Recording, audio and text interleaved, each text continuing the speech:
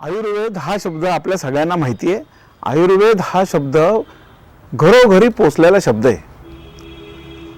आपल्या संस्कृतीचा तो एक भागच आहे। आता बघा, घरामध्ये सुद्धा अनेक छोटे मोठे घरगुती उपचार आपण करतच असतो। आजीबाईचा बटवा हे नाव तर सगळ्यांना माहिती आहे। त्यांच्या बटव्यामध्ये अनेक प्रकारचे काही ना काही वनस्पती जडीबुटी असायच्याच। सुंठ आहे, मिरे आहे, पिंपळी आहे। जरा काही कोणाचं पोट दुखलं की लगेच एखादी जडीबुटी उगाळून त्याचं चाटण देणार आजीबाई। इथपासून तर साधा घसा दुखायला लागला तरी दूध हळद घेणं, हळद मीठ पाण्याच्या गुळण्या करणं, हे सगळे उपाय आपल्या सगळ्यांना माहिती आहे आणि अनेक जण ते करतही असतात।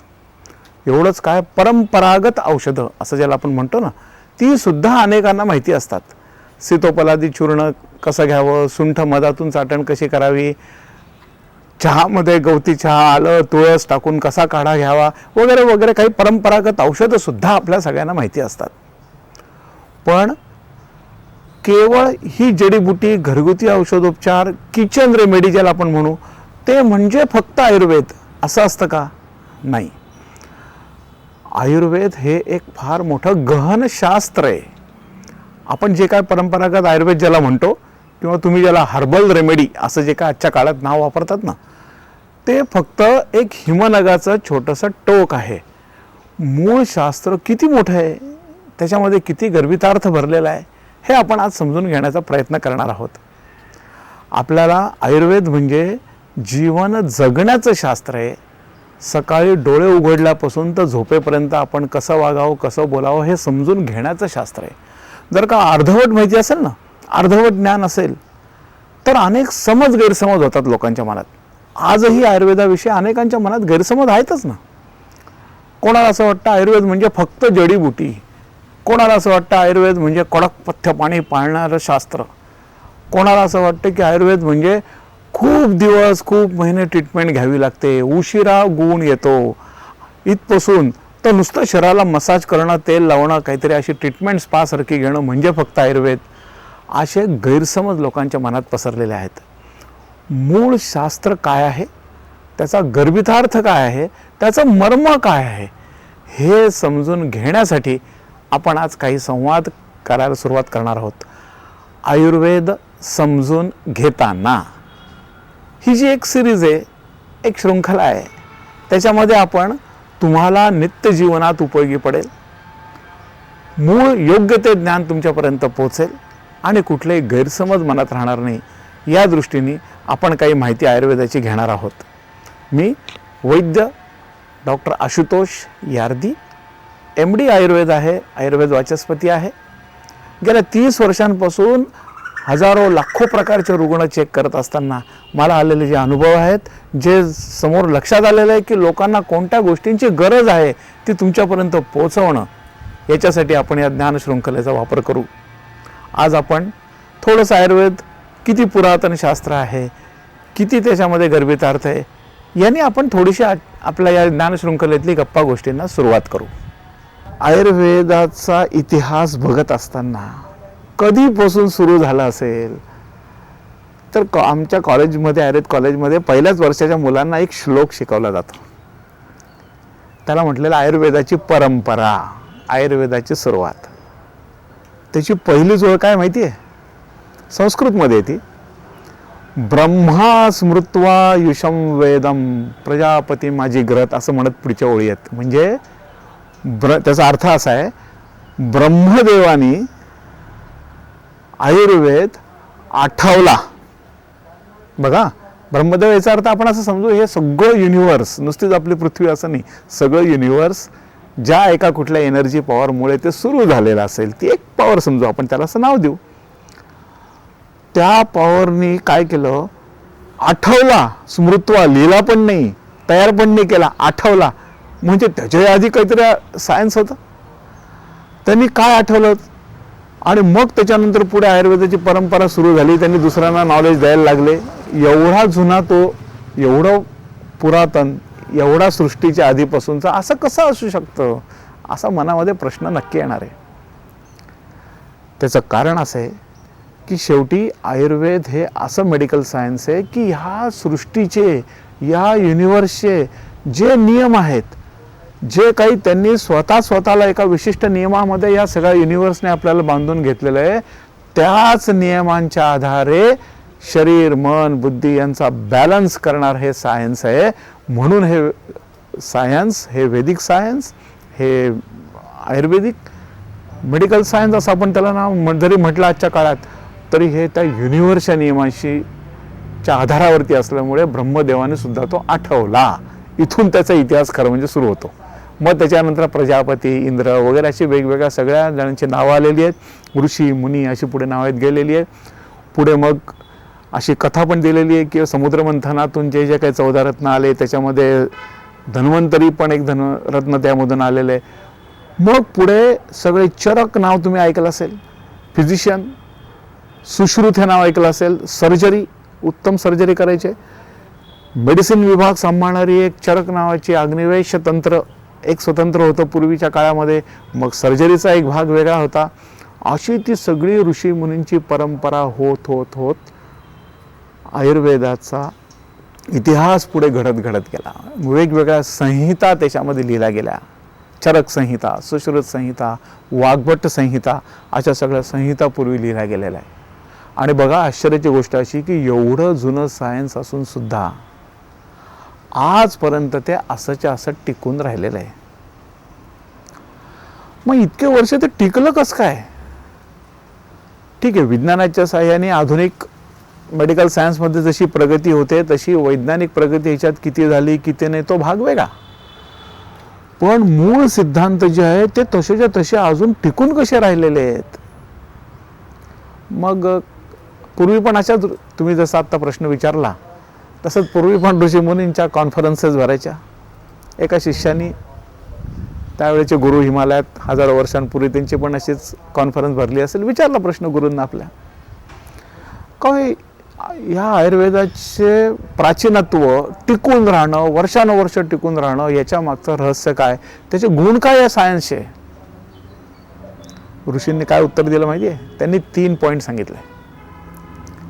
अनादित्वात, स्वभाव संसिद्धत्वात, भाव स्वभाव नित्यत्वाच्च, असे 3 पॉईंट सांगितले संस्कृतमध्ये. एक पहिलं आहे अनादित्वात. आयुर्वेद हा अनादी आहे. अनादी म्हणजे किती जुना? हे सगळं युनिव्हर्स निर्माण होत असतानाच जी काही प्रिन्सिपल्स तयार झाली त्याच्या आधारावरचा, त्याच्या आधीपासूनचा एवढा तो अनादी आहे.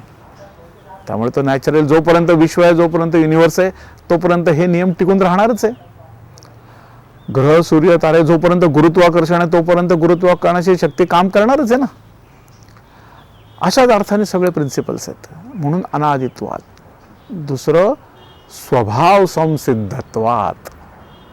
ह्या निसर्गाचे, या विश्वाचे, प्रत्येक गोष्टीचे स्वतःचे काही नियम आहेत, स्वतःचे काही स्वभाव आहेत. पाणी वरच्या दिशेने, खालच्या दिशेला, गुरुत्वाकर्षणाच्या दिशेने ते खालीच वाहणार आहे. एखादी ज्योत पेटवलेली असेल, अग्नी पेटवला असेल तर अग्नी हा वरच्याच बाजूला जाणार आहे, धूर वरच्याच बाजूला जाणार आहे. स्वभाव आहेत की नाही प्रत्येकाचे? त्याच्या मागे पण एक विज्ञान आहे, सायन्स आहे. तो त्याचा मूळ स्वभाव असतो. तो प्रत्येक गोष्टींचे स्वभाव आहे. तसं प्रत्येक औषध, प्रत्येक वनस्पती, प्रत्येक पेशी यांचे स्वतःचे काही स्वभाव आहेत. त्याच्या आधारावर निर्माण केलं गेलेलं शास्त्र आहे. स्वभाव संसिद्धत्वात आणि भाव स्वभाव नित्यत्वाचे. आणि ह्याच्यामध्ये एक प्रकारचं नित्यत्व आहे. त्या प्रिन्सिपलवरती कंटिन्युइटी आहे. मूळ प्रिन्सिपल जे आहे ते तसंच्या तसं राहतं. शीत गुण, उष्ण गुण असे 20 प्रकारचे गुण सगळे सांगितलेले आहेत. वात, पित्त, कफ नावाच्या शक्ती आपल्या शरीरातल्या, त्यांची असणारे कार्य आहे. महाभारत काळी सुद्धा तीच होत होती, आजही आपल्या शरीरात तशीच होणार आहे ती पण. आपण प्राणवायू घेतो, कार्बन डायऑक्साईड सोडतोय. महाभारत काळातही तेच होत होतं, आजही तसंच राहणार आहे. श्वास प्रश्वासाच्या क्रिया ज्या आहेत त्याच्यामध्ये काही मूळ सिद्धांत बदलणार नाही आहेत. म्हणून हे अनादी, स्वभाव संसिद्धत्व, भाव स्वभाव नित्यत्वाचे असे शब्द वापरून ते सगळं तो आयुर्वेद टिकून राहिलेला आहे. आणि आयुर्वेदाचा इतिहास हा अतिशय एक इंटरेस्टिंग भाग आहे. काय काय स्टोरीज घडलेल्या आहेत, कोणत्या काळात काय घडत गेलेलं आहे.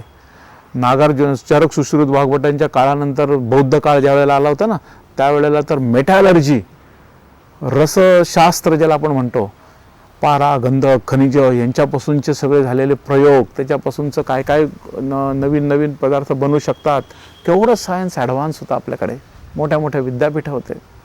रसायनशास्त्र एका टोकाला पोचलं होतं. असं त्याच्यामध्ये जडणघडण होत होत आयुर्वेदशास्त्र हे आज एका वेगळ्या वळणावरती आलेले आणि आता आधुनिक शास्त्राच्या साहाय्याने संशोधनात्मक पद्धतीने आणखी वेगळ्या स्वरूपामध्ये ते पुढे येते.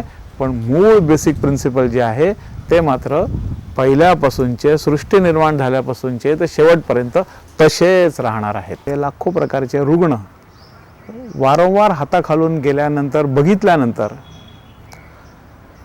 जी एक गोष्ट अशी जाणवली मला की लोकांपर्यंत एक वेगळ्या पद्धतीचं ज्ञान, वेगळ्या प्रकारची जागरूकता पोहोचणं गरजेचं आहे, हे या अनुभवानंतर जाणवलं.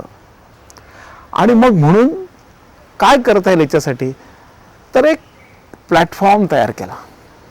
त्याला आपण नाव दिलं pure life Veda. Pure life Veda international. आता हे नाव का बरं दिलेलं आहे, कारण त्याच्यामध्ये 3 शब्द आलेले आहेत. एक प्युअर, दुसरं लाईफ आणि वेदा. प्युअर याचा अर्थ शुद्ध. जे मूळ ग्रंथांमध्ये, संहितांमध्ये म्हटलेलं आहे ना, ते तसंच्या तसं शुद्ध ज्ञान, शुद्ध गोष्टी लोकांपर्यंत पोहोचल्या पाहिजे. आजकाल काय झालेलं आहे की बऱ्याचदा मार्केटमध्ये, बाजारामध्ये आयुर्वेद, हर्बल अशा वेगवेगळ्या नावांखाली अनेक गोष्टी येत असतात. पण त्याची मूळ सायन्स काय आहे, मूळ ग्रंथकारांनी काय म्हटलेलं आहे, त्याचा नेमका अर्थ काय घ्यायचा, हे सगळ्यांपर्यंत पोहोचतं अशातला भाग नाही. म्हणून मग आपल्याला शुद्ध पद्धतीचं मूळ ग्रंथातलं ज्ञान, तेही आयुर्वेदाशी संबंधित असणारं आणि वैदिक सायन्सशी संबंधित असणारं, म्हणून त्याच्यामध्ये शब्द आपण वापरलेला आहे प्युअर. दुसरा शब्द आहे लाईफ, जीवन. आयुर्वेदशास्त्र हे तर जीवन जगण्याचं शास्त्र आहे, जीवन जगण्याची कला शिकवणारं शास्त्र आहे. Ayurveda is the science of life असं म्हटलं जातं. मग जीवनात उपयोगी पडणारं ज्ञान, तेही प्युअर, तेही शुद्ध, मूळ ग्रंथात ऋषीमुनींनी सांगितलेलं, हा एक पाठ त्याच्यामध्ये आहे. आणि तिसरा जो वेदा शब्द आहे तो म्हणजे आयुर्वेदातला वेदा हा तर शब्द येईलच, त्याच्यात मुख्य बेस आयुर्वेद आहे. पण त्याच्यामध्ये वेदाचा दुसरा एक अर्थ असा आहे प्युअर नॉलेज. वैदिक सायन्सेस हजारो लाखो वर्षांपासून आपल्या भारतीय संस्कृतीत, पूर्वीच्या शास्त्रांमध्ये दिलेलं नॉलेज, ज्ञान हे किती सूक्ष्म होतं, किती खोल स्तरावरती होतं, याची कल्पना शास्त्रीय पद्धतीने लोकांपर्यंत पोहोचणं गरजेचं आहे. म्हणून प्युअर लाईफ वेदा. आता तुम्ही म्हणाल की मग नेमकं करणार काय या व्यासपीठावरतून? कितीतरी गोष्टी ह्या प्युअर लाईफ वेदाच्या माध्यमातून करता येण्यासारख्या. सर्वात पहिली गोष्ट, आधी ज्ञानदान. रोजच्या जीवनात डोळे उघडल्यापासून तर झोपेपर्यंत आपण काय खावं, काय प्यावं, कशा पद्धतीने राहावं, कसा व्यायाम करावा, लाईफस्टाईल ज्याला आपण म्हणू, याच्या संबंधीचं रिअल नॉलेज काय हे पोचवलं गेलं पाहिजे. मग त्याच्यासाठीचे अनेक उपक्रम आपल्याला राबवता येतील. मग त्याच्यामध्ये व्याख्यानांचा विषय येतो. वेगवेगळ्या प्रकारचे ज्यांना खूप याची नॉलेज शिकण्याची इच्छा आहे त्यांच्यासाठी काही छोटे मोठे कोर्सेसचा विचार करता येतो आपल्याला. समुपदेशन हा एक फार महत्त्वाचा पाठ आजच्या वैद्यकीय शास्त्रामध्ये महत्त्वाचा आहे. पेशंट चेक करणं, त्याचे साईन सिम्पटम बघून त्याला औषध देणं, हा झाला 50% भाग हो. पण त्या रुग्णाला योग्य ती ज्ञानप्राप्ती पण करून देणं, अवेअरनेस वाढवणं, त्याच्या मनाला, बुद्धीला, अंतर्मनाला आधार देणं, याच्यासाठी समुपदेशनाची पण गरज असते. मग काउन्सिलिंग सारखे जे काय अनेक प्रोजेक्ट्स आहे, health awareness, health counselling, psychological counselling also, and for your physical problem also.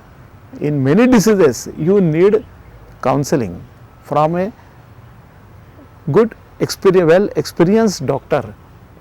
मग त्याची पण गरज असते, ती हा प्लॅटफॉर्म तुमची पूर्ण करू शकतो. अनेक रुग्णांना प्रत्येक वेळेला वैद्यांकडे पोहोचता येणं अवघड असतं, प्रवास असतो, लांब असतात, परदेशात राहत असतात. मग त्यांच्यासाठी सुद्धा काही ना काहीतरी ऑनलाईन सुविधा आपण दिली गेली पाहिजे. ऑनलाईन कन्सल्टेशनचे विषय असतात, ऑनलाईन इंटरॅक्शन करून काही गोष्टींना एकमेकांना आधार देण्याचा विषय असतो. एवढंच काय, तुमच्या मनात येणाऱ्या शंका, त्याच्याविषयीचं मूळ ग्रंथात काय सांगितलं हे ज्ञान तुमच्यापर्यंत पोचवणं, अशा अनेक प्रकारच्या ॲक्टिव्हिटीज आपल्याला या प्युअर लाईफ वेदाच्या प्लॅटफॉर्मवरतून करता येण्यासारख्या आहेत.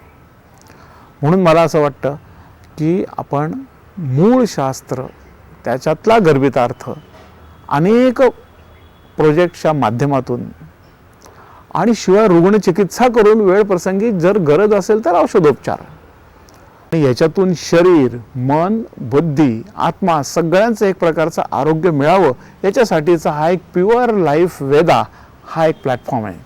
आयुर्वेदाने एक फार छान श्लोक दिलेला आहे, तोही अनेकांना माहिती असेल.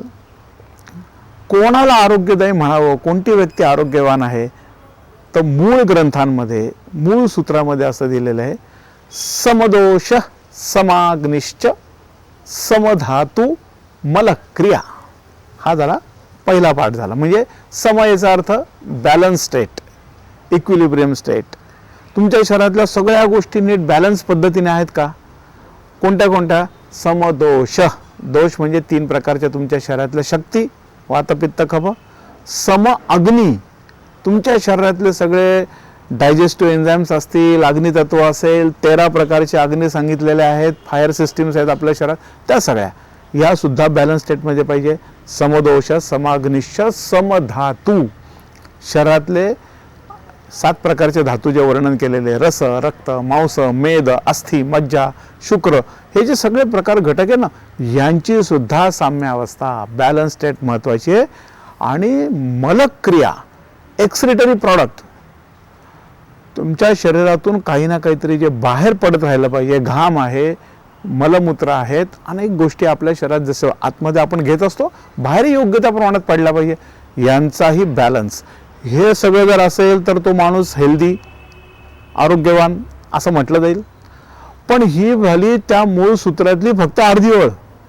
एवढं तुमचं सगळं शरीरात जरी असलं ना, तरी तुम्ही आरोग्यवान आहात असं म्हटलं जाणार नाही. कारण आयुर्वेद आणखी पुढे एक ओळ सांगतो, प्रसन्न आत्मेंद्रिय मनाः स्वस्थ इत्याभिधीयते. तुमचं मन, तुमची ज्ञानेंद्रिय, आत्मा, ह्या ज्या अदृश्य गोष्टी आहेत आपल्या शरीरातल्या, सूक्ष्म स्तरावरती काम करणाऱ्या आहेत, मन, बुद्धी, आत्मा, अहंकार वगैरे वगैरे सगळ्या, ह्या सुद्धा नेहमी प्रसन्न पद्धतीने काम करतायत की नाही, ह्याची जर जोड मिळाली तर त्याला आरोग्यवान म्हटलं जातं. आता आजकाल सगळेजण बघा रिपोर्ट्स काढत असतात पॅथॉलॉजीचे सगळे. आम्ही सगळ्या तपासण्या केल्या, ब्लड टेस्ट केल्या, युरिन टेस्ट केल्या, सगळे रिपोर्ट नॉर्मल नॉर्मल नॉर्मल, सगळे रिपोर्ट नॉर्मल आले म्हणजे तुम्ही हेल्दी, आरोग्यवान. असं नाही होऊ शकणार. रिपोर्ट जरी आरोग्यदायी आहे असं तुम्हाला वाटत असलं तरी सुद्धा प्रसन्न आत्मेंद्रिय मनः हे लागू होत आहे का? आणि बाकीच्या सगळ्या स्टेट बॅलन्स स्टेटमध्ये तुम्हाला जाणवतात आहे का? याचा विचार ज्या शास्त्रात केलेला आहे तो एक मुख्य आयुर्वेद आणि त्याच्या अनुषंगाने इतर वैदिक सायन्सेस, याच्या आधारे शुद्ध सूत्र, शुद्ध ज्ञान, शुद्ध उपयोगिता, दैनंदिन जीवनात आपल्याला वापरता येतील अशा सोप्या सोप्या गोष्टी, ह्यांच्यासाठीचा एक प्लॅटफॉर्म म्हणून याला आपण नाव दिलेलं आहे प्युअर लाईफ वेदा. आयुर्वेद समजून घेताना या आपल्या शृंखलेमध्ये तुमच्या मनात अनेक प्रकारचे प्रश्न असतील, अनेक प्रकारच्या समस्या असतात. आयुर्वेदाविषयीचे सुद्धा अनेक गैरसमज असतील तुमच्याही मनामध्ये. नाडी परीक्षेपासून तर वात, पित्त, कफ या संज्ञांपर्यंत, आपल्या रोजच्या आहारापासून आपल्या विहारापर्यंत, किरकोळ आजारांपासून तर जुनाट आजारांपर्यंत अनेक प्रकारचे प्रश्न, अनेक प्रकारच्या समस्या तुमच्या मनात असतील. फक्त शारीरिक स्तरावरच्या नाही तर मानसिक स्तरावरचे सुद्धा अनेक प्रश्न असतात आणि तुमच्या मनात त्याच्याविषयी शंका असतील. त्याच्याविषयी आपण निश्चितपणे जाणून घेऊ पुढील काही भागांमध्ये. पुन्हा भेटूया. नमस्कार.